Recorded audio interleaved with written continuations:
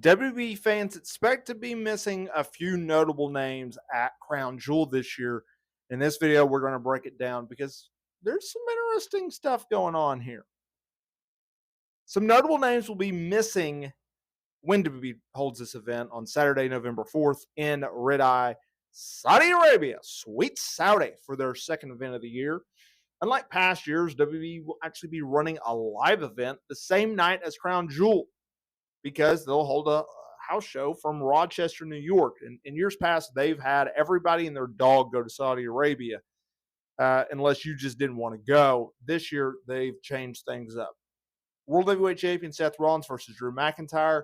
Women's World Champion Rhea Ripley versus Nia Jax versus Shayna Baszler versus Zoe Starks versus Raquel Rodriguez are the only matches as of the recording of this video, which could change, confirmed thus far for the show, while Logan Paul versus Rey Mysterio for the U.S. title and undisputed WWE Universal Champion Roman Reigns versus LA Knight are looking likely for the show based off of angles done on television thus far. Intercontinental Champ Gunther, Women's Champ Io Sky, NXT Women's Champ Becky Lynch, and Charlotte Flair are now being advertised for the house show on November 4th in Rochester, indicating that they won't be at Crown Jewel. Now, what are they going to be doing at this show? Well, I can tell you.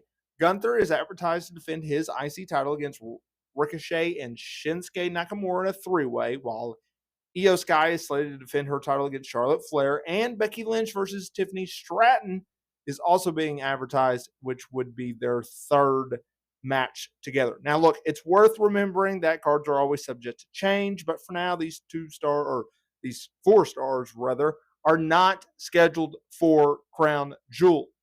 Okay? That's what you need to know. You also got to keep in mind,